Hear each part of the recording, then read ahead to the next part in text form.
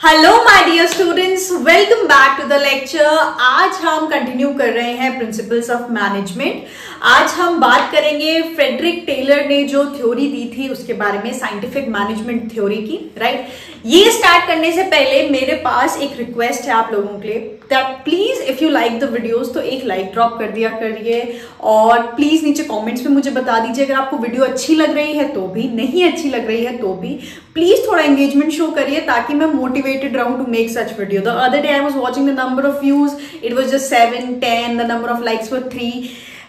It doesn't give me motivation to come back and teach or make more lectures. So please, this is my request to all my students that please show some engagement. Thank you so much. Let's get started with the lecture. आज हम बात करने वाले हैं जो हमारी classical theories में से दूसरी सबसे इंपॉर्टेंट क्लासिकल थ्योरी है, जिसे दिया गया था by Frederick Winslow Taylor, right. इनका जन्म हुआ था 1856 में और इनका देहांत हुआ था 1915 में, ठीक है। ये कुछ ऐसी चीजें जो आपको पता होनी चाहिए है। ये एक अमेरिकन मैकेनिकल इंजीनियर थे, राइट। लास्ट थ्योरी हमने किसकी पढ़ी थी? फेयोल की 14 प्रिंसिपल्स पढ़े थे। वो क्या थे? माइनिंग इंजीनियर थे, राइट। तो ये छोटी छोटी बातें आपको याद रखनी है, कनेक्टेड रखना है इन्हें, राइट। उसके बाद अब इन्होंने बहुत सारी इंडस्ट्रीज में काम किया। एक जगह से इन्हें काम में से निकाला भी गया था, एक जगह पे इन्होंने बहुत अच्छा परफॉर्म किया था। वहां पे साइंटिफिक मैनेजमेंट की वजह से जो प्रोडक्शन थी वो 3 टाइम्स इंक्रीज भी हुई थी, इसीलिए इनके काम को इतना सिग्निफिकेंट माना जाता है, राइट। तो मैनेजमेंट में जो इनका कॉन्ट्रीब्यूशन है वो बहुत बड़ा है, वो आज तक हम लोग उसे एक्नॉलेज करते हैं, रिकॉग्नाइज करते हैं, राइट। ये किस टाइम पे आया था? इंडस्ट्रियल रेवोल्यूशन के टाइम पर आया था, जब फैक्ट्री स्टार्ट हो रही थी, राइट। फैक्ट्रीज आ रही थी, वर्कर्स थे, मैनेजमेंट थी, राइट, ओनरशिप थी, फिर मैनेजमेंट थी और वर्कर्स थी। तो एक वर्किंग क्लास क्रिएट हो गई थी, जिसकी वजह से क्या हो रहे थे? बहुत डिस्प्यूट्स हो रहे थे मैनेजमेंट और वर्कफोर्स के बीच में, राइट। रोज के रोज शटडाउन्स हो रहे थे क्योंकि ट्रेड यूनियंस बन गई थी। तो फैक्ट्री लेवल पे बहुत सारी प्रॉब्लम्स अराइज हो रही थी। तो जब हमने बात की लास्ट थ्योरी की 14 प्रिंसिपल्स ऑफ जनरल मैनेजमेंट की, वहां पे बात की गई सिर्फ और सिर्फ मैनेजमेंट के बारे में। इन्होंने, जो फ्रेडरिक विंस्लो टेलर थे, इन्होंने ग्रास रूट लेवल पे जाके काम किया। इन्होंने वर्कर्स को काम करते हुए देखा, इन्होंने वर्कर्स के साथ बातचीत की और उसके बाद इन्होंने अपनी थ्योरी दी। तो जो इनकी थ्योरी है वो ज्यादा ग्राउंड बेस्ड है, मतलब वहां पे बात की गई है एफिशिएंसी इन वर्क के बारे में। जब आप 14 प्रिंसिपल्स ऑफ हेनरी फ्योल पे जाएंगे तो वहां पे काम से रिलेटेड कोई भी बात नहीं की गई है, राइट। तो यहाँ पे जो ये वाली थ्योरी है, it emphasizes on the production aspect of any organization. वो प्रोडक्शन की बात कर रही है, ठीक है। तो ये बात हमें ध्यान रखनी है।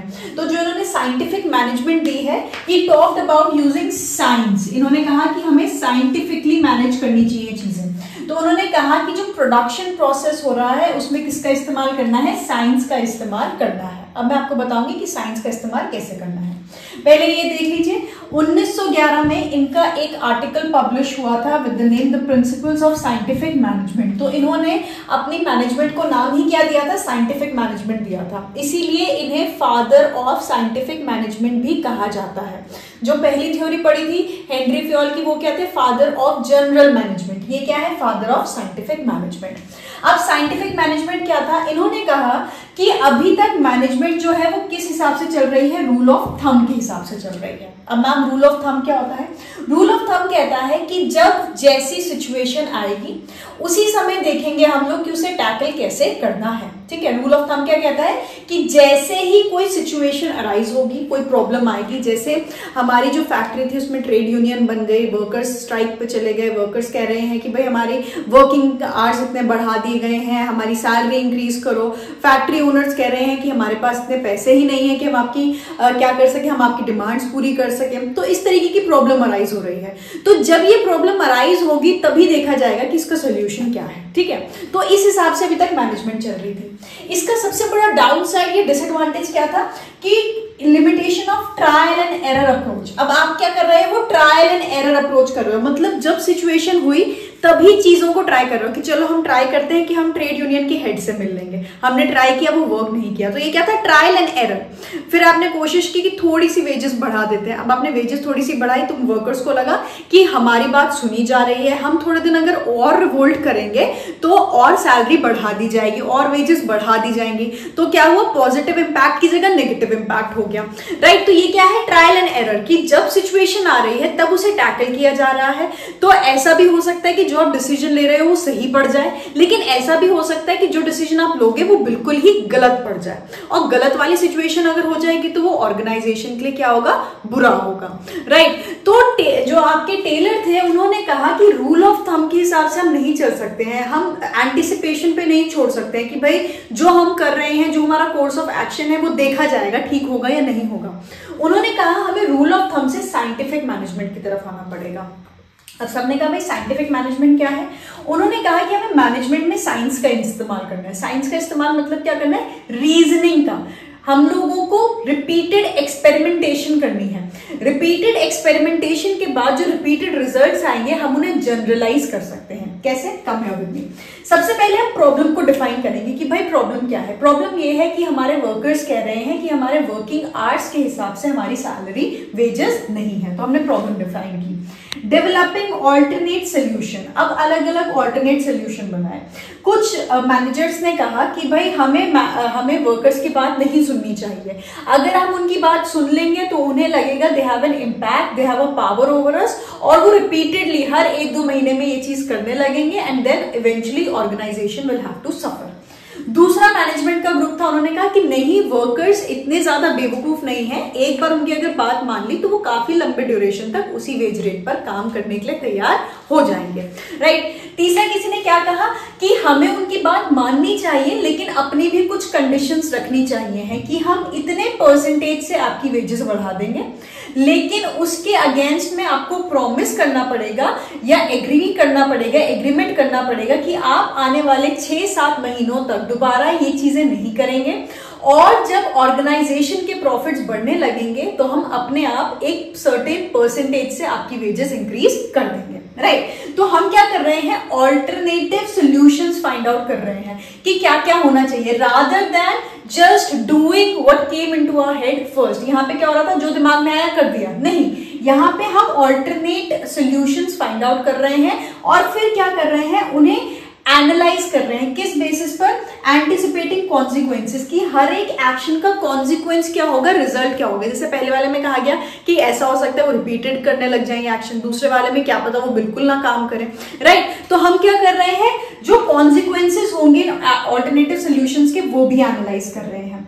उसके बाद हम कोई एक पर्टिकुलर एक्शन को ले लेंगे, and then we will measure the progress, कि भाई जो हमने एक्शन लिया था उसकी वजह से प्रोग्रेस क्या है, और उसके बाद हम कंक्लूजन्स ड्रॉ कर सकते हैं कि भाई अगर ऐसी सिचुएशन आती है और हमारा ये कोर्स ऑफ एक्शन रहता है तो उसका पॉजिटिव कॉन्सिक्वेंस हुआ या नेगेटिव कॉन्सिक्वेंस हुआ या नो कॉन्सिक्वेंस हुआ। तो ये क्या है, यहाँ पे हम चीजों को रैशनली देख रहे हैं, rather than just going with our intuition, rather than plain gambling. ये क्या है, गैम्बलिंग है। यहाँ पे हम क्या कर रहे हैं, अपने दिमाग का इस्तेमाल कर रहे हैं, हम एक्सपेरिमेंटेशन कर रहे हैं। तो साइंटिफिक मैनेजमेंट में क्या कहा गया कि आपको पहले से ही सोच कर रखना है कि XYZ अगर सिचुएशन आएगी तो आपको रिपीटेडली ये एक्शंस करने हैं ताकि आपके पास रिजल्ट्स आए कि हाँ भाई ये इसका रिजल्ट हो सकता है, ये इसका रिजल्ट हो सकता है। मतलब आपको क्या करना है, डेमोस क्रिएट करने हैं। जब रिपीटेड रिजल्ट्स आएंगे तो आप कंक्लूड कर सकते हैं कि हाँ अगर ये प्रॉब्लम आती है ये इसका सोल्यूशन होना चाहिए। What is this? This is scientific management. तो टेलर की थ्योरी में सबसे पहले बात की गई साइंटिफिक मैनेजमेंट की कि भाई हमें सिर्फ और सिर्फ इंट्यूशन या जो हमारे दिमाग में पहला थॉट आता है उससे नहीं जाना है, रूल ऑफ थंब फॉलो नहीं करना है, हमें करनी है साइंटिफिक मैनेजमेंट। ये है सबसे पहला इंपॉर्टेंट पॉइंट आपकी फ्रेडरिक विंस्लो टेलर की थ्योरी का। और दूसरा जो इंपॉर्टेंट पॉइंट है बेटा, वो ये कह रहे थे कि ये सारी चीजें साइंटिफिक मैनेजमेंट तभी पॉसिबल होगी जब बैलेंस होगा। किस चीज के बीच में बैलेंस होगा? बैलेंस होगा दो चीजों के बीच में, एक मैनेजमेंट और दूसरे वर्कर्स। उन्होंने कहा कि जो मैनेजर्स और जो आपके वर्कर्स हैं वो एक दूसरे के साथ कंपीट नहीं कर सकते हैं। उन्हें तालमेल में काम करना पड़ेगा, उन्हें आपसी समझौते के साथ काम करना पड़ेगा। उसके लिए क्या चाहिए है, ऐसी मैनेजमेंट चाहिए जो कि ट्रेंड है और क्वालिफाइड है। तो मैनेजमेंट क्या होनी चाहिए, ट्रेंड और क्वालिफाइड होनी चाहिए। और वर्कर्स कैसे होने चाहिए, कोऑपरेटिव और इनोवेटिव होने चाहिए, कि भाई वो अपने काम में इनोवेशन लाने के लिए तैयार है और मैनेजमेंट के साथ कोऑपरेट करने के लिए तैयार है।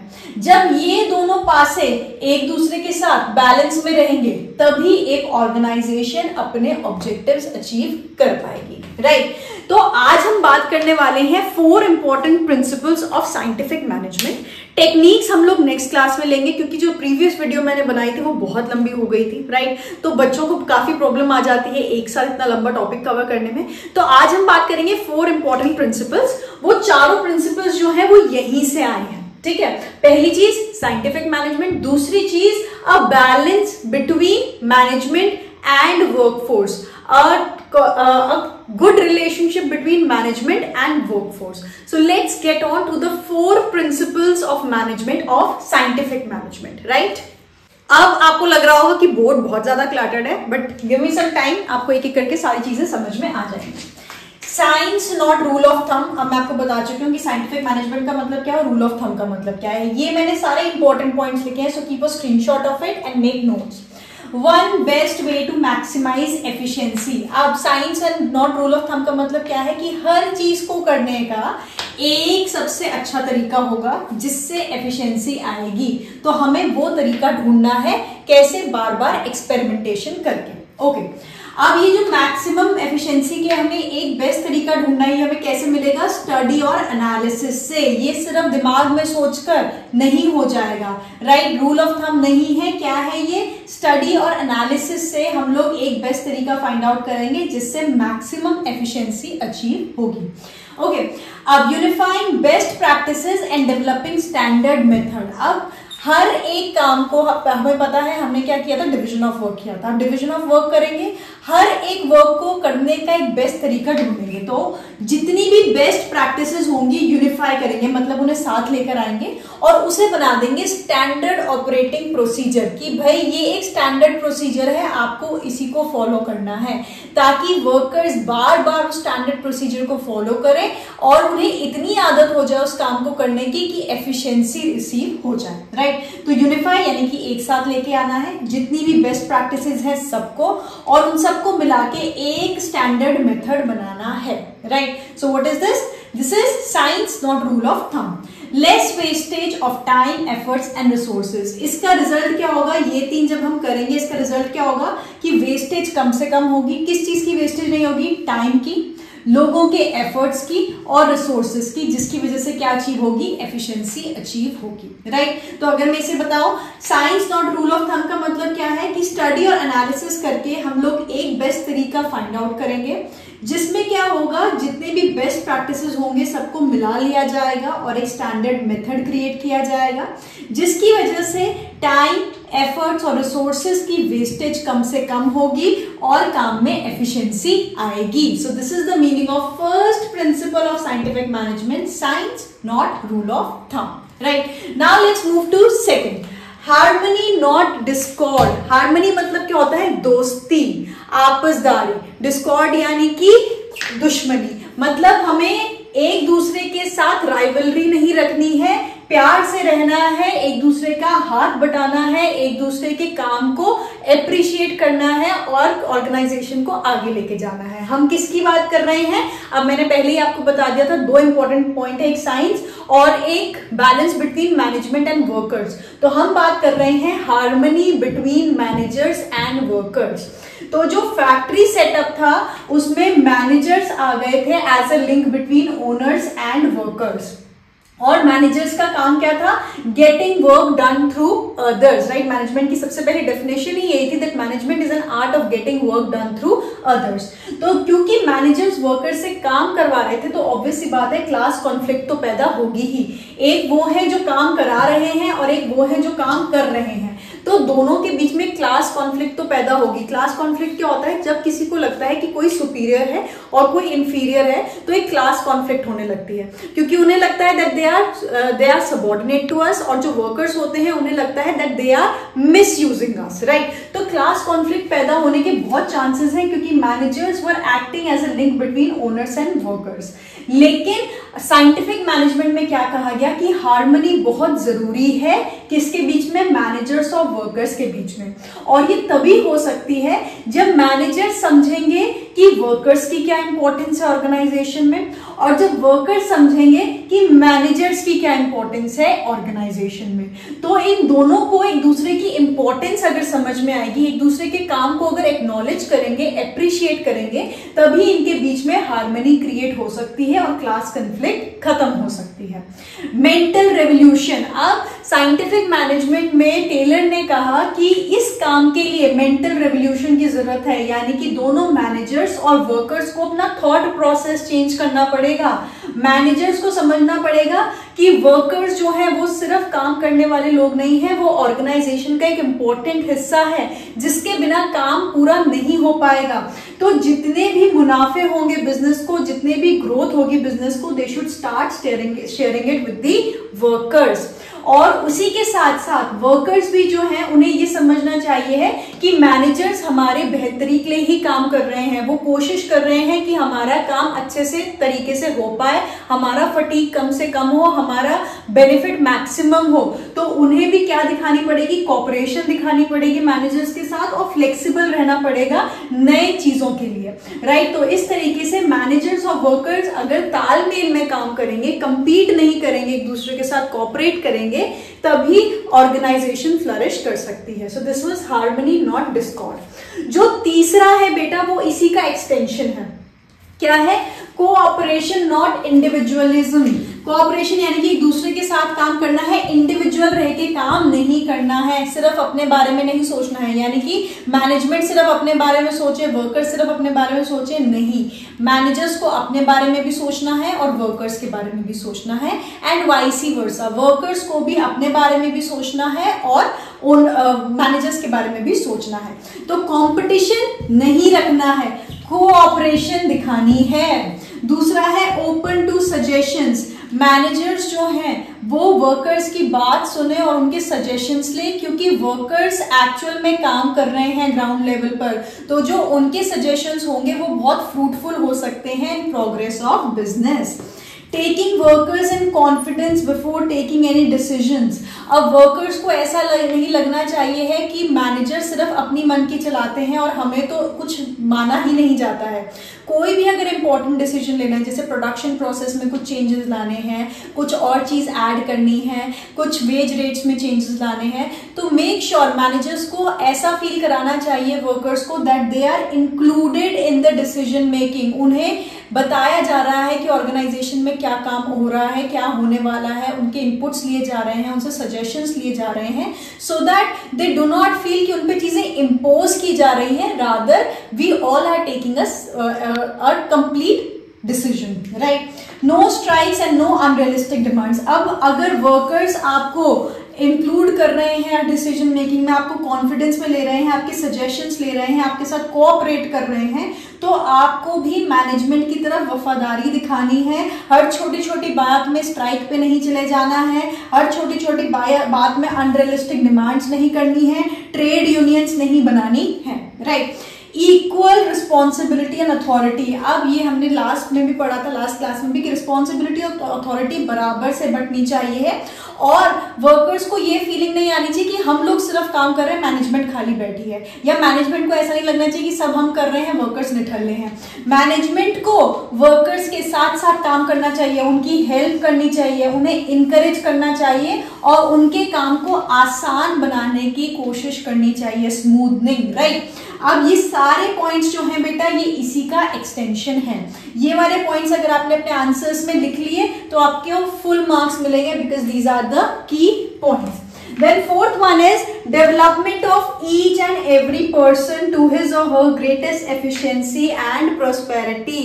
एक ऑर्गेनाइजेशन में जितने भी लोग काम कर रहे हैं, चाहे वो मैनेजर है, चाहे वो वर्कर है, कोई भी है, हमें ये कोशिश करनी चाहिए है कि वो बंदा अपनी मैक्सिमम एफिशिएंसी अचीव कर सके, क्योंकि अगर वो अपनी एफिशिएंसी को पूरे तरीके से इस्तेमाल करेगा तभी ऑर्गेनाइजेशन की एफिशिएंसी भी आ पाएगी। कैसे?